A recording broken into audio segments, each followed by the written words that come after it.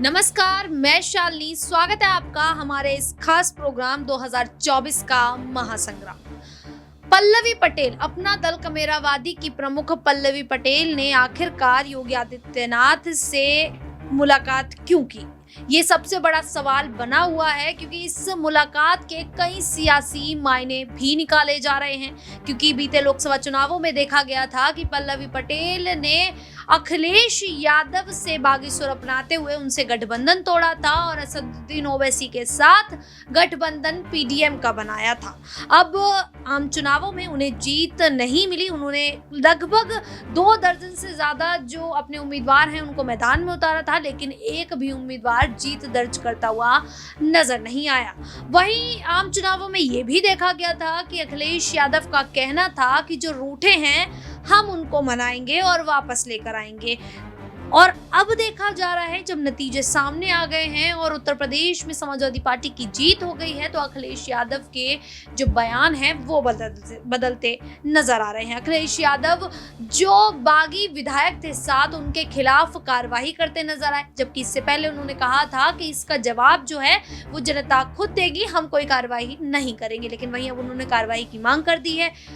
अगर बात की जाए पल्लवी पटेल की, तो पल्लवी पटेल सिराथू से विधायिका हैं और वो भी समाजवादी पार्टी के चुनाव चिन्ह पर। जब पल्लवी पटेल समाजवादी पार्टी से अलग हो गई, तो अखिलेश यादव और डिंपल यादव कई बार मंचों से ये कहते हुए दिखाई दिए कि पल्लवी पटेल विधायिका हैं सिराथू से और समाजवादी पार्टी के चुनाव चिन्ह से हैं।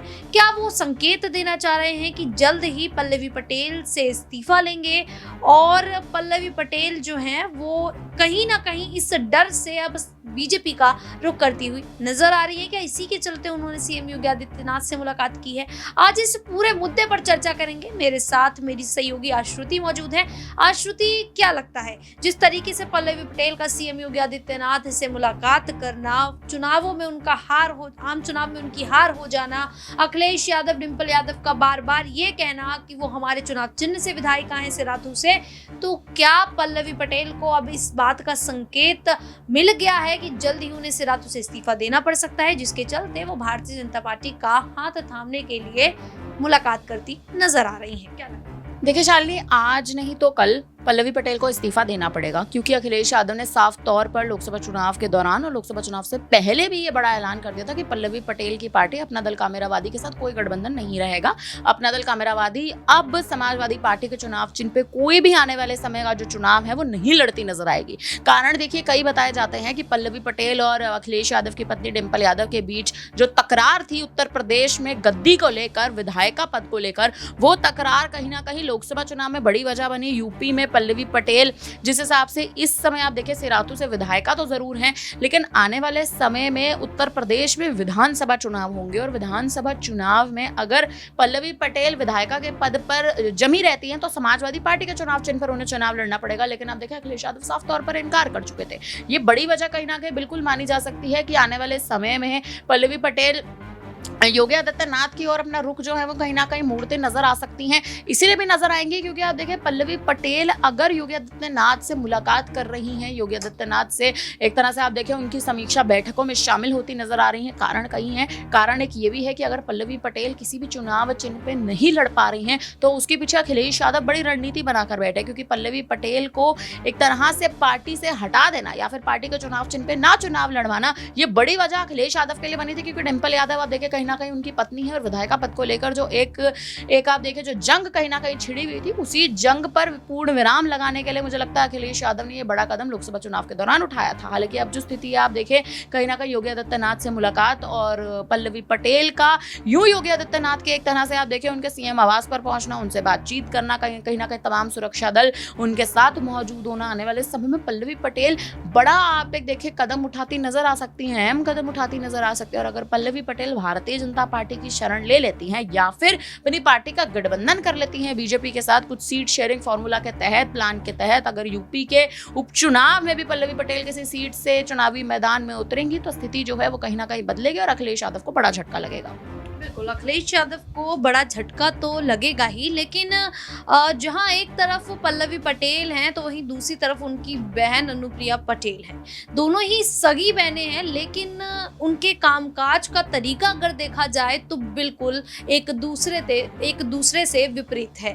देखा जाए तो पल्लवी पटेल इस तरीके से कदम उठाती हैं, इस तरीके से फैसले लेती हैं जो उन पर ही भारी पड़ते नजर आते हैं। आम चुनावों में जिस तरीके से उन्होंने समाजवादी पार्टी से गठबंधन तोड़ा, उसके बाद देखा गया कि लगातार एक के बाद एक पल्लवी पटेल की जो मुश्किलें हैं वो बढ़ती नजर आई। वहीं अगर अनुप्रिया पटेल की बात की जाए तो वो एक बार फिर से कैबिनेट में उन्हें जगह मिल चुकी है। देखा जाए तो उन्होंने भारतीय जनता पार्टी के साथ मिलकर अपनी जो अपना दल सोनेलाल दल है उसको काफी ज्यादा मजबूत कर लिया है। तो आखिरकार पल्लवी पटेल अपनी बहन को देखते हुए क्या अब समाजवादी पार्टी का रुख ना करके भारतीय जनता पार्टी का रुख करेंगी? लेकिन वहीं दूसरा सवाल अब ये रहेगा श्रुति कि जिस तरीके से पल्लवी पटेल फैसले लेती नजर आ रही थी और अब देखा जाए तो अनुप्रिया पटेल कहीं ना कहीं उसी तरीके के फैसले ले रही हैं, खुद की ही पार्टी के खिलाफ बयान दे रही हैं, खुद की ही पार्टी की मुश्किलें बढ़ाती दिखाई दे रही हैं, आरक्षण का मुद्दा उठाती हैं, सीएम योगी आदित्यनाथ को कहीं ना कहीं घेरती हुई नजर आ रही हैं। तो अब क्या वही हालत उनकी भी होती नजर आ सकती है जो अभी हाल फिलहाल में उनकी बहन पल्लवी पटेल की है? देखिए, अनुप्रिया पटेल कहीं ना कहीं तमाम मुद्दे जरूर उठा रही हैं। जैसे कि आपने जानकारी दी कि कैबिनेट में उनको जगह मिल गई, राज्य मंत्री के पद पर कहीं ना कहीं अनुप्रिया पटेल बैठी हैं। लेकिन इस समय अनुप्रिया पटेल कहीं ना कहीं मुझे ऐसा लग रहा है एनडीए में जिस हिसाब से एक सीट लेकर कहीं ना कहीं अनुप्रिया पटेल का जो एक दबदबा इस समय बना हुआ है। लेकिन आप देखिए उनके केवल उनके क्षेत्र मिर्जापुर में उनका दबदबा है। पूरे उत्तर प्रदेश की बात करें तो उत्तर प्रदेश में अनुप्रिया पटेल की, अब अगर आप उनके चरित्र की बात करें या फिर एक तरह से उनकी राजनीति सक्रियता की बात करें तो केवल मिर्जापुर में उनकी सक्रियता है। और आप किसी क्षेत्र में अनुप्रिया पटेल जो रॉबर्ट्सगंज में वो चुनाव हार गई हैं, कहीं ना कहीं उसका डर उन्हें सता रहा है, क्योंकि इस बार मिर्जापुर में भी जब उन्होंने जीत हासिल की तो बहुत ही कम अंतर से जीत हासिल हुई, मतलब बहुत ज्यादा मेहनत करनी पड़ी, उसके बाद उन्हें मिर्जापुर पर जीत मिली है। तो वो जीत जो इस बार हार में बदल सकती थी, उसके डर से वो इस तरीके की हरकतें करती नजर आ रही है। देखिए, अगर उसके डर से इस तरह की हरकतें, अगर इस तरह के तमाम जो कहीं ना कहीं एक टिप्पणियां देती नजर आ रही है, तमाम कदम उठाती नजर आ रही है, मुझे लगता है ये हार का डर नहीं है। यह डर ऐसा है कि उन्हें राज्य मंत्री का पद कहीं ना कहीं जो मिल गया है वो उस मंत्री पद की शोभा कहीं ना कहीं बढ़ाना चाहती है। पहला मुद्दा। दूसरा मुद्दा आरक्षण का मुद्दा जिस हिसाब से वो उठा रही है, भ्रष्टाचार का मुद्दा वो जिस हिसाब से उत्तर प्रदेश में उठा रही है, ये ऐसे कुछ मुद्दे हैं जिन मुद्दों पर आज तक उत्तर प्रदेश के किसी भी मंत्री ने उतरी छवि जो कहीं ना कहीं थी वो प्रस्तुत नहीं की है। उतना रोशनी में ये मुद्दे आप देखें तो कहीं ना कहीं नहीं रहे हैं। लेकिन इस समय अनुप्रिया पटेल का ऐसे वक्त पर आकर जब मिर्जापुर में समीक्षा बैठक हुई, वो और उनके पति उस बैठक में नहीं पहुंचे, उसके बाद योगी आदित्यनाथ का बड़े सवाल उठाना, प्रधानमंत्री मोदी अमित शाह का बड़े बड़े सवाल कहीं ना कहीं उठाना, उत्तर प्रदेश में हार की समीक्षा कहीं ना कहीं होना, ये कुछ ऐसे मुद्दे थे जिन मुद्दों में खुद अनुप्रिया पटेल को मौजूद होना जरूरी था। लेकिन अनुप्रिया पटेल मुझे ऐसा लग रहा है कहीं ना कहीं अपने मंत्री पद की शोभा जो है उसको बढ़ाना चाहती है और उसको बढ़ाने के लिए तमाम तरह के प्रयास जो है वो कहीं ना कहीं उठाते। देखिए शालिनी, बिल्कुल वो नजर आ रही है और आने वाले समय में जैसे कि आपने जिक्र करा कि पल्लवी पटेल की जो समय स्थिति हो रखी है वही बहन अनुप्रिया पटेल की हो, देखिए वो कहीं ना कहीं मुद्दा अलग है। अगर योगी आदित्यनाथ अनुप्रिया पटेल को एक तरह से दरकिनार कर देते हैं, उनकी पार्टी को दरकिनार कर देते हैं और अखिलेश यादव ने पहले ही मना कर दिया, ना तो वो अनुप्रिया को शरण देंगे ना तो वो पल्लवी पटेल को शरण देंगे, तो अनुप्रिया पटेल अगर अकेले कहीं ना कहीं राजनीति में आ जाती है तो पल्लवी पटेल की जैसी स्थिति और पल्लवी पटेल के साथ आते भी नजर आ सकती है। बिल्कुल, अब यहाँ पर यही देखना होगा कि अखिलेश यादव क्या पल्लवी पटेल से सिराथू से इस्तीफा मांगेंगे भी या नहीं, क्योंकि अभी तक तो ऐसा नहीं हुआ है।